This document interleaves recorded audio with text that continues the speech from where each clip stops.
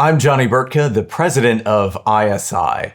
This past weekend, we had our annual homecoming celebration at ISI's headquarters in Wilmington, Delaware, and we had nearly 250 students, alumni, professors, and friends of ISI join us on our campus for a weekend to discuss how to bring about a new golden age in America and restore Western civilization.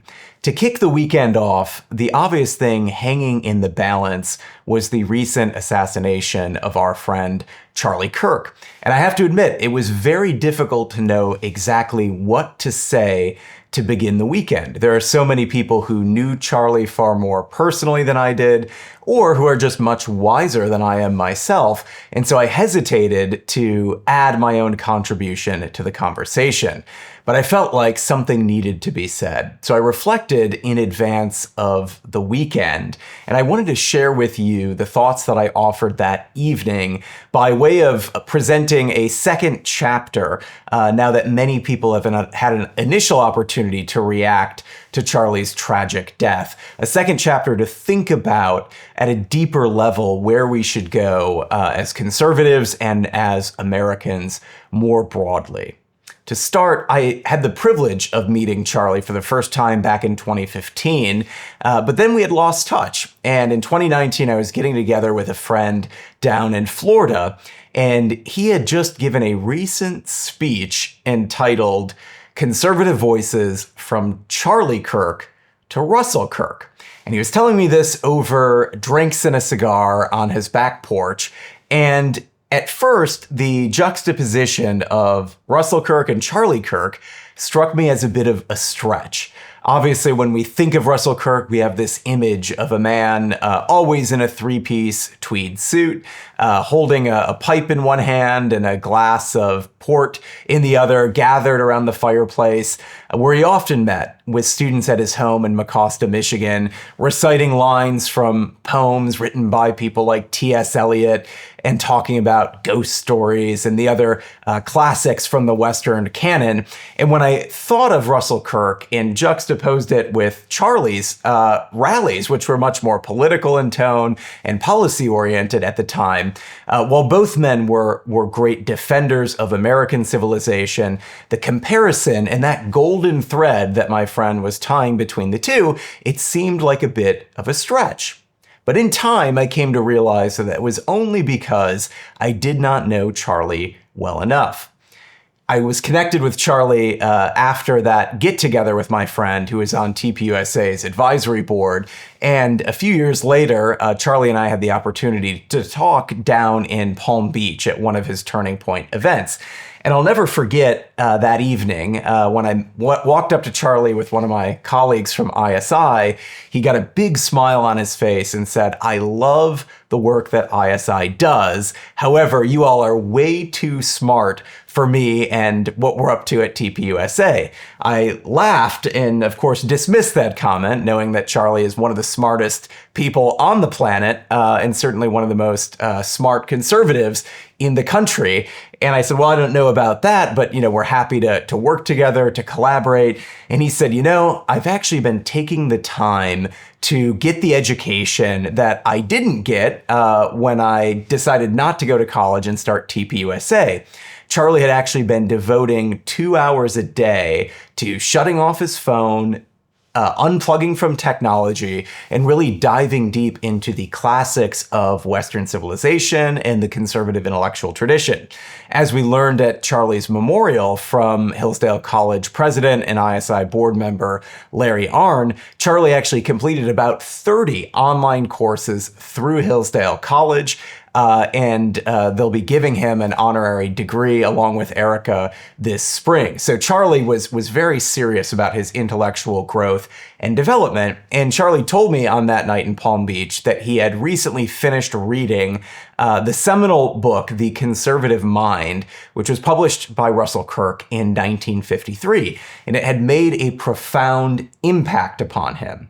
Now, that conversation stuck in my mind, and as Charlie began to speak and give lectures and do video conversations over the past few years, looking back, it's very obvious to see the direct impact of Russell Kirk on Charlie's work. Nearly every conversation, especially after Charlie got married to Erica and started having and raising children, was tied back to the importance of religion and family, the importance of restoring order to the soul, order to family life, and order to the political community.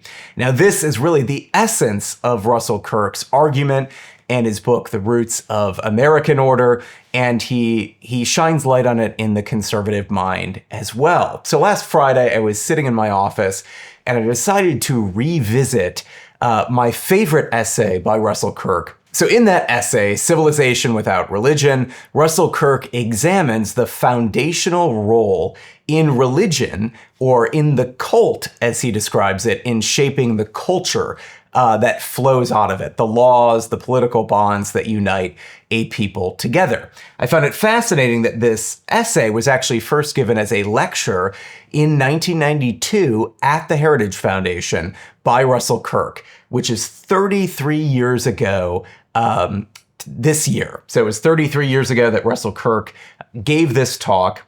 And it really struck me because the theme of our homecoming weekend was, how do we bring about a golden age? And on the very first page of the essay, Russell Kirk talks about the prospects for a new golden age. And I'm going to share a little bit from this essay so you can really understand the depths of what Kirk is getting at here. So he's talking about a new golden age, and he says, even the Marxist ideologues have virtually ceased to predict the beginning of a new golden age in the immediate future, right? Even the Marxists have written this off. Everybody seems to agree that we are entering a new dark age. And Kirk describes what this dark age would look like in very vivid and disturbing terms. He writes, to most observers, T.S. Eliot among them, it has seemed far more probable that we are stumbling into a new dark age, inhumane, merciless, a totalist political domination in which the life of the spirit and the inquiring intellect will be denounced, harassed, and propagandized against. Orwell's 1984, rather than Huxley's Brave New World of cloistering sensuality.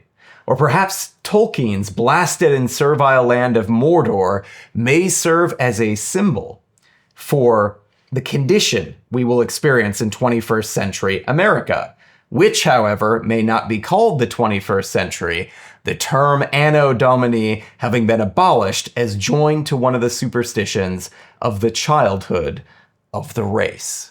So Kirk presents this very dark picture of the 21st century. And as I began reading it, while I resonate with going back to Donald Trump's 2016 inaugural address, this idea of American carnage that President Trump shockingly but accurately repeated again and again in that first inaugural address, hearing about this new dark age enveloping America started to actually get me angry. And I was getting angry because I knew this was not the future of America that Charlie believed in, right? Charlie was fully bought into the new golden age that conservatives were ushering in on college campuses and throughout other institutions, private and public, in the country. But I went back again to Russell Kirk, and he had more negative news for me that afternoon. He started quoting from Malcolm Muggeridge, and I also want to share this quote because I think it's going to get you fired up as well. Malcolm Muggeridge wrote, as the astronauts soar into the vast eternities of space, on Earth the garbage piles higher. As the groves of academia extend their domain, their alumni's arms reach lower. As the phallic cult spreads, so does impotence. In great wealth, great poverty. In health, sickness. In numbers, deception. Gorging, left hungry. Sedated, left restless. Telling all, hiding all. In flesh united, forever separate. So we press on through the valley of abundance that leads to the wasteland of satiety. Passing through the gardens of fantasy, seeking happiness ever more ardently, and finding despair ever more surely. Just so, Russell Kirk states, So once again, this vivid portrait of a total wasteland is presented by Kirk, and he feels that this is something that is very real and imminent in America's future. However, Kirk doesn't leave us there at that point of despair. He quotes quite profoundly, "Nothing is, but thinking makes it so. If most folks come to believe that our culture will collapse, then collapse it will." Yet Russell Kirk holds out hope for a new golden age. Now it's conditional, right? And he doesn't say it's a sure thing, but he opens the door for a new golden age, saying it's conceivable that American civilization, and in general what we call Western civilization, may recover from this time of troubles that began in 1914, and in the 21st century may enter upon an Augustan age of peace and restored order, hearkening back to the Pax Romana of the Roman Empire. So what would it take to achieve a new golden age, a new Augustan age in America?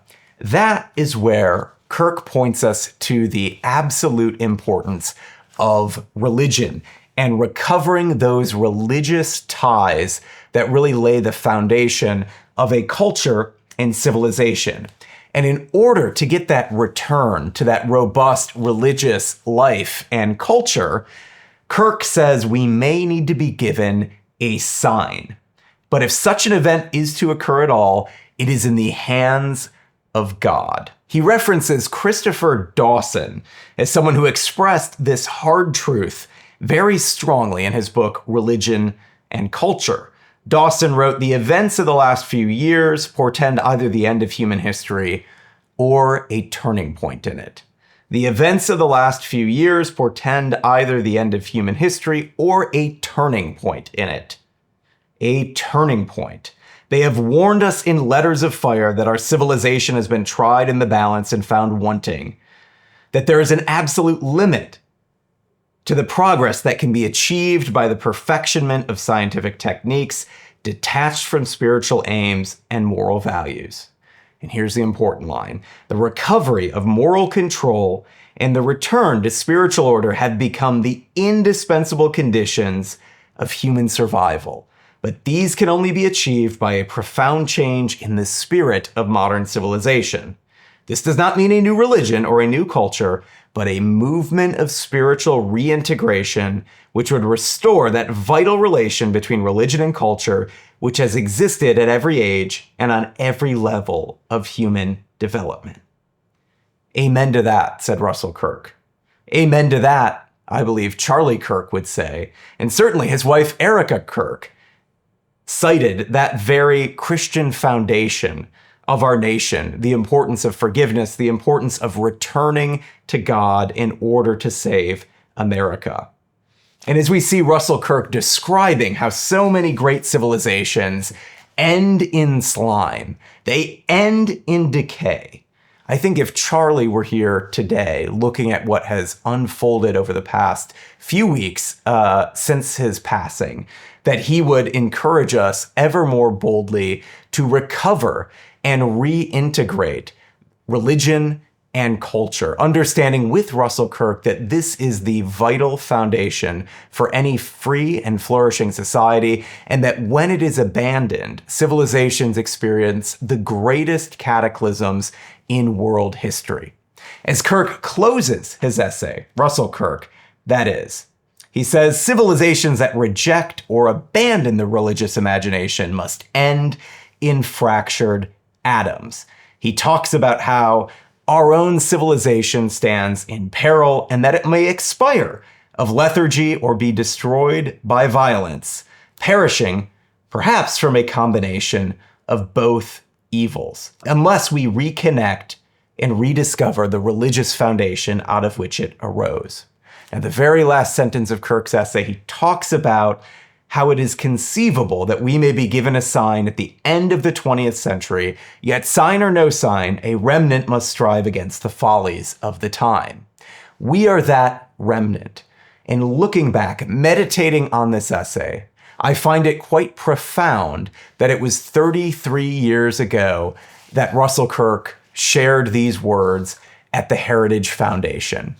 I believe sincerely that Charlie Kirk is our sign. This is America's wake-up call. It is the opportunity to restore a Western civilization that is rooted in ordered liberty, that is rooted in the foundations of our shared Christian faith, which is really the fundamental essence of our culture and our civilization. Charlie's death is a sobering reminder of a profound truth observed by Abbot Sergius at St. Tikhon's Monastery, that in eternity, no straying from virtue is possible.